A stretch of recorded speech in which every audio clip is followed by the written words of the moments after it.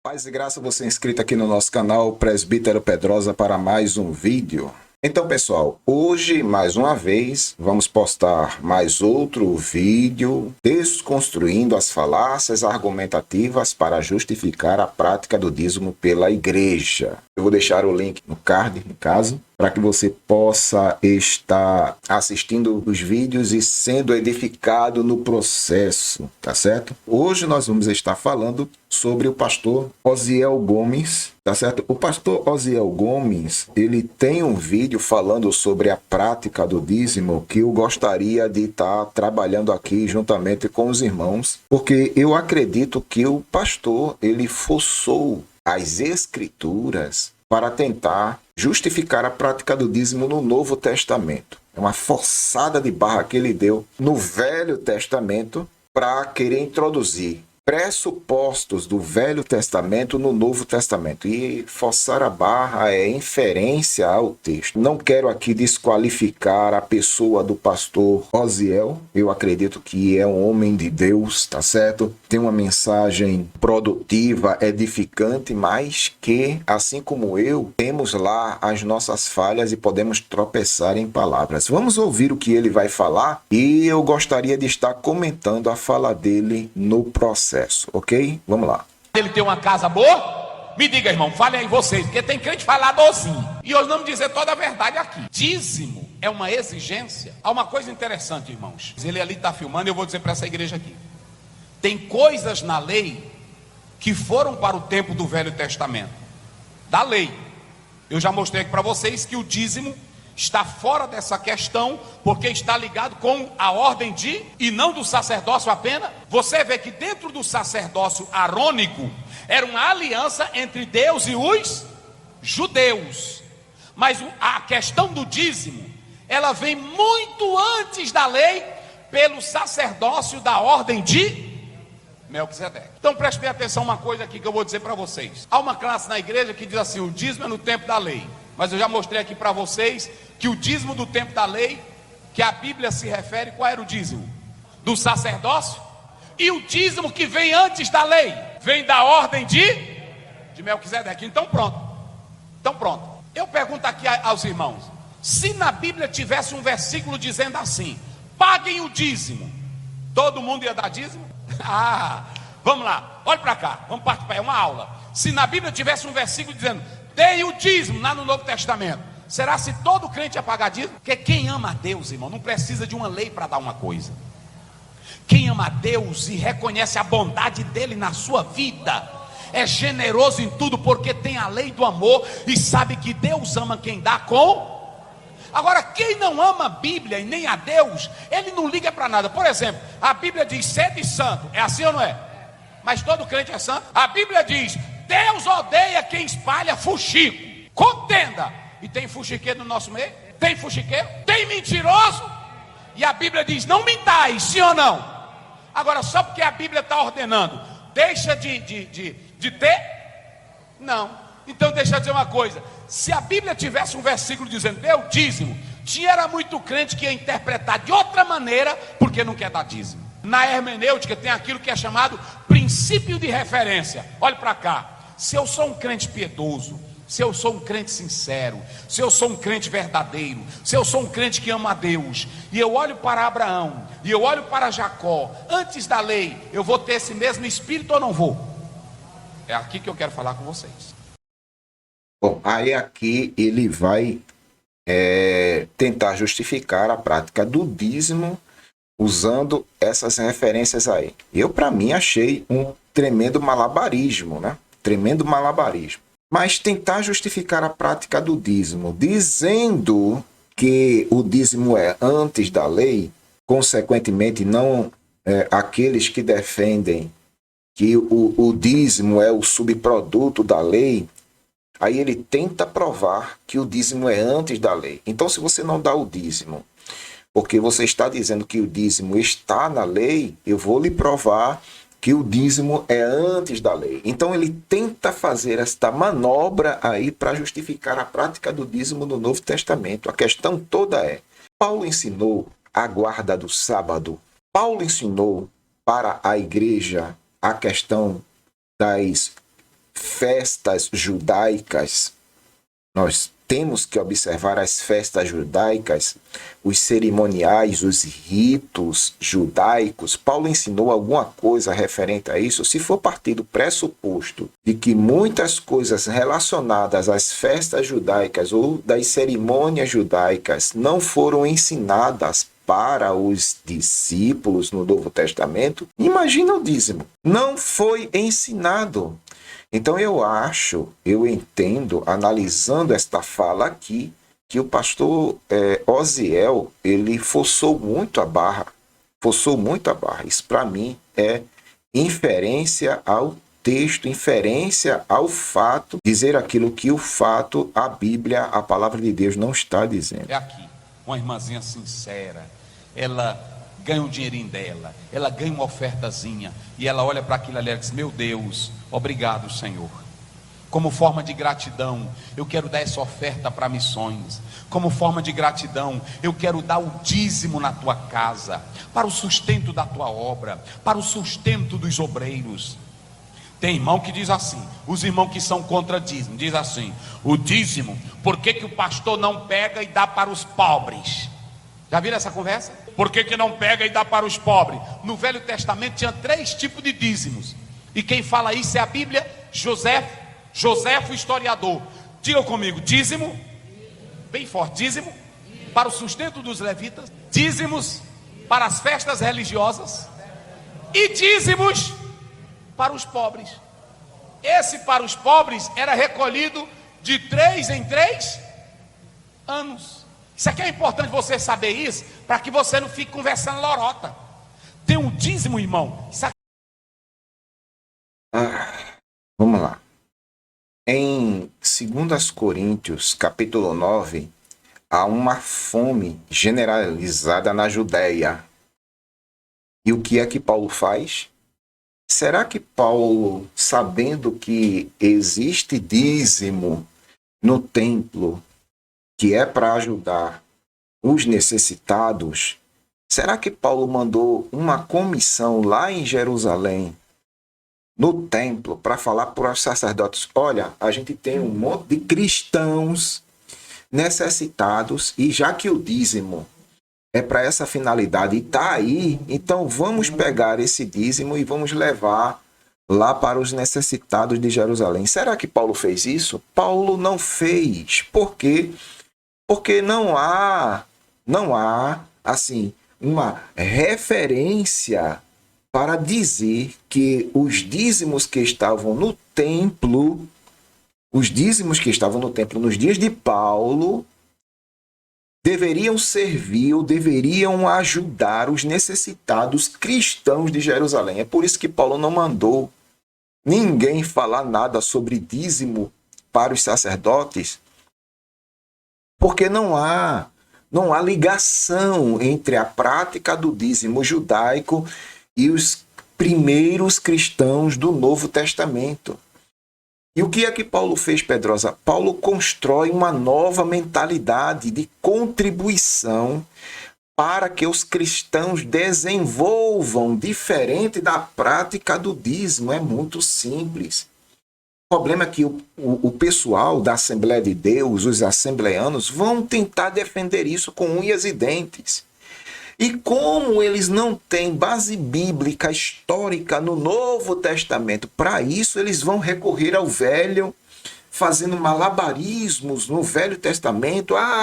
O dízimo é antes da lei, é um ato de generosidade, é um ato de fé de Abraão, aquela coisa toda. Vão usar esta mesma retórica malabarística para defender a prática do dízimo. Impressionante. Que é pago com o quê? Essa energia é pago com o quê? Vamos lá, me ajuda, é pago com o quê? A manutenção desse som aqui é pago com o quê? O pastor que prega o evangelho com sinceridade e é honesto, a igreja tem que pagar ele com o quê? Meu irmão, agora tu dá se tu quiser, tu não é obrigado. Veja que aqui eles agora transformam o objetivo do que é arrecadado nessa prática judaica. Eles transformam o objetivo. Prestaram atenção? Então, quer dizer que a arrecadação de dízimos é para sustento dos pastores, a manutenção predial, não é isso? E os necessitados que se lasquem. Por quê, Pedrosa? Porque na mentalidade assembleana, os dízimos, a arrecadação dos dízimos, da prática dos dízimos lá, é para o pagamento do salário dos pastores e missionários, é para a manutenção predial, água, luz, energia, funcionários, e o que sobra, se é que sobra alguma coisa, é para atender algumas outras necessidades que vai levar uma burocracia absurda para conseguir. Veja como é a coisa hoje, totalmente diferente dos dias em que se praticava o dízimo em Israel, irmão. É totalmente diferente, o contexto é totalmente diferente. Agora que está na Bíblia, tá. Vocês podem ler 2 Coríntios, capítulo 8, capítulo 9, que os crentes eram tão generosos que até da pobreza deles, eles queriam cooperar. Tem irmão que ele é o seguinte, irmão. Eita, que tem crente ruim de ofertar e dizimar. E aí ele ainda é assim. O irmãozinho está ali humilde, com fé no Senhor. E aí diz, irmão, tu vai dar isso, irmão. Tu vai dar, esse pastor é ladrão. O dízimo é no tempo da lei. Eu vou te dar um conselho dele. Porque quem te abençoa não é lei. Quem te abençoa não é pastor. Quem te abençoa não é sistema de igreja. É a lei da semeadura, da generosidade e do amor. Quanto mais você abre a mão para a obra de Deus, com o coração cheio de amor, mais o Senhor Deus, Ele vai te agraciar. Tá vendo? Aqui, na mentalidade assembleana, existe aquela barganha. A barganha é, quanto mais você contribui, mais Pai do Céu vai lhe dar. E eles dizem este vai como se necessariamente Pai do Céu tivesse obrigação de dar, retribuir qualquer coisa, irmão. É na mentalidade assembleana. Você é generoso, você vai dar. Então fique certo uma coisa, Pai do Céu vai lhe dar também, porque você está dando, você está contribuindo.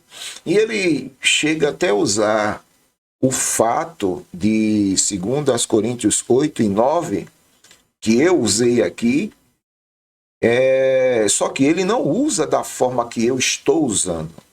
E como é que eu estou usando? Eu estou afirmando que Paulo ali, em 2 Coríntios 2, em 2 Coríntios 8 e 9, Paulo está construindo uma mentalidade agora nos cristãos de que precisamos contribuir, já que não podemos contar com os dízimos de Jerusalém, porque ali é negócio para judeu.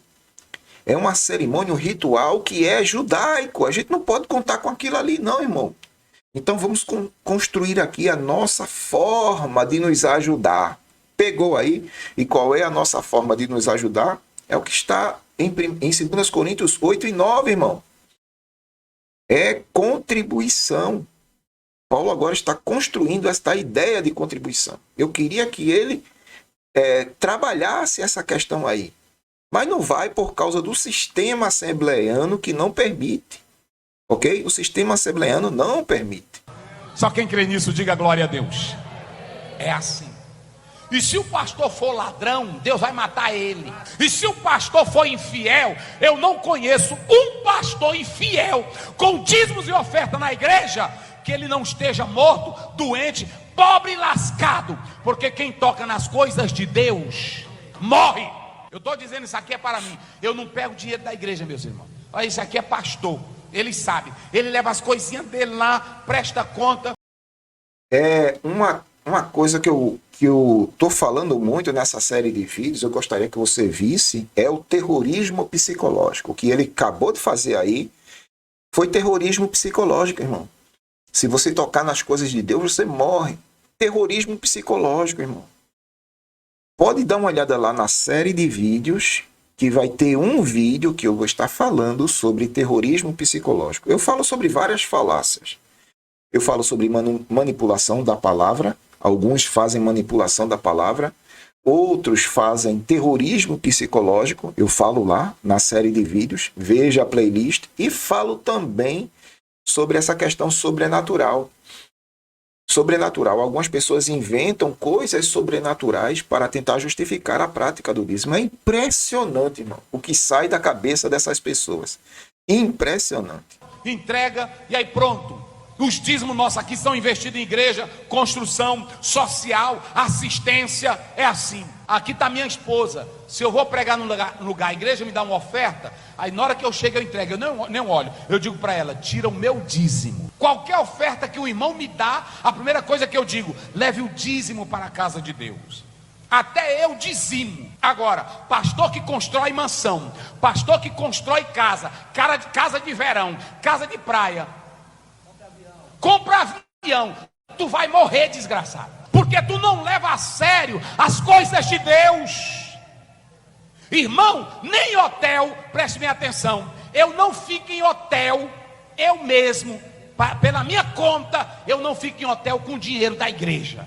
Quero dizer, viu, irmãozinho faladorzinho, nem, olha, tá, aqui o pastor Luiz Fernando sabe disso, ele vai para a convenção, nós vamos para a convenção, passa quantos dias lá? 4 dias. Tu fica na igreja com dinheiro do dízimo? Tu come lá com dinheiro de dízimo, é? É dele. E eu estou dizendo isso aqui para que vocês hoje saibam. E aí quem participa aqui das reuniões, quem já foi na reunião nossa lá? Lá a gente mostra no telão até uma agulha. Sim ou não? A senhora já foi? Olha aqui quem já foi, fica de pé aí, fica de pé. Eu estou mostrando aqui na internet, fica aí minha santa. É para os irmãos saberem que aqui qualquer membro tem acesso às nossas contas. É assim ou não é, irmã? Lá eles sabem de tudo. Olha, se a Polícia Federal quiser ir fiscalizar, pode ir. Se o cão quiser, pode ir. Se o capeta quiser, pode ir. Se o diabo quiser, pode ir. Se você disser assim agora, pastor Ziel, o senhor está há 8 anos, o que foi comprado no ano que o senhor chegou? Está lá a nota, está tudo direitinho, é tudo bem direitinho, irmão. Porque eu tenho amor pelas doações dos crentes. Sabe o que eu tenho, irmão? É sagrado, e aquilo que é sagrado eu não posso mexer, porque é dos crentes, é da igreja do Senhor Jesus. Bom, aqui eu concluo a minha argumentação, tá certo? Eu achei que essa última fala aí é irrelevante para o assunto. Eu vou encerrar aqui. Eu mostro na série de vídeos que eu estou fazendo essa falácia argumentativa, tá certo? Eu tinha outro vídeo aqui para mostrar, ainda na fala do pastor Osiel, eu gostaria que você prestasse atenção aqui. Eu acho isso preocupante. Eu não concordo com a forma com que eles trabalham essa questão. Pergunta bem, hoje nós temos os críticos do dízimo, que eles dizem que Malaquias 3:10 era só no período da lei e que o dízimo era uma maldição porque estava na lei. Se hoje o senhor encontrasse um truncador dessa forma, desfazendo que o dízimo já passou, que era no tempo da lei, qual assim uma passagem bíblica que o senhor citaria no Novo Testamento para rebater isso? Ótimo. Mateus 23:23. Não é do nosso prédio? Pode. Mateus 23:23. Aí eles vão dizer que Jesus estava simplesmente e ele reconhece falando isso, de um viu? contexto. Ele reconhece isso. Mas vamos para as cartas. Qual a melhor passagem bíblica para desfazer deles? Não existe, meu nesse Deus do céu. sentido. Não existe nas cartas. Não existe. Nas cartas Nem o próprio de Paulo. menino sabe, porque não existe. No momento, não me veio nenhuma. 1 Coríntios 9, de 9 em diante, né? Paulo, ele rebate os que negam o dízimo, dizendo que era só no tempo da lei. Ele diz que aquele que está no altar, ministra do altar, come do altar. Viu? Por isso que não passou. E vai comer como do altar se não tiver, né? Suas contribuições. Deus abençoe. Amém. Vira a frente para o plenário. Tem nada a ver, meu Deus do céu. Lógico que temos que ajudar os irmãos que estão engajados, empenhados nisso aí. Tá certo? Existem pessoas que são engajadas, empenhadas e têm seu trabalho secular. Já tem outras que vivem engajadas, literalmente engajadas, em tempo integral, engajadas na obra de Deus. E claro, os irmãos precisam se unir ali para ajudar, dar assistência àquele pessoal que está engajado literalmente na obra do Senhor. Missionários precisam ser ajudados, mantidos. Logicamente, a gente precisa fazer isso. Se uma determinada denominação vai enviar um missionário, vai deixar o missionário a boléu? Não, tem que estar ajudando esse missionário que está lá, cumprindo sua chamada, cumprindo seu papel. Lógico que temos que nos unir para contribuir. Agora, vocês viram aí que nem o pastor Osiel acredita em Mateus 23 como justificativa para a prática do dízimo. Ele não acredita. Aí ele recorre à questão de 2 Coríntios 9 para tentar justificar isso. Está entendendo? Como eu falei a princípio, 2 Coríntios 9, aquela fome que se abateu sobre a Judeia, e Paulo aproveita aquela ocasião para construir uma mentalidade diferente agora para com os cristãos. A mentalidade das contribuições, seguindo alguns princípios que eu já ensinei exaustivamente. Contribuir de forma proporcional, generosa e voluntária. Vou repetir de novo, bem devagar. Precisamos contribuir, Pedrosa? Precisamos. Para atender várias necessidades, precisamos ter aquela contribuição de forma proporcional, não obrigatória, proporcional, voluntária, não obrigatória, tá certo? Voluntária e generosa, não obrigatória. Está no texto.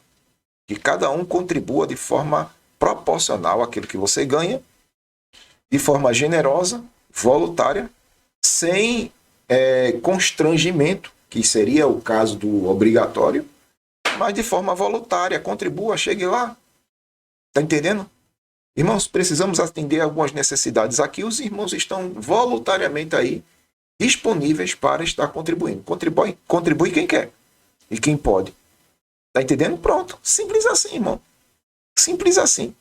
Mas não com obrigatoriedade que causa outros tipos de males mentais na vida da pessoa. É essa a minha opinião. Achei que o pastor ele usou de muita inferência. Mas qual a sua opinião? O que é que você acha? Você concorda, discorda? Deixa aí nos comentários a sua opinião. Se inscreva no canal se você for novo aqui. E deixa aquele joinha para ajudar o algoritmo a indicar esse canal. Amém? Deus abençoe a todos e até a próxima, se Deus assim nos permitir. Paz e graça.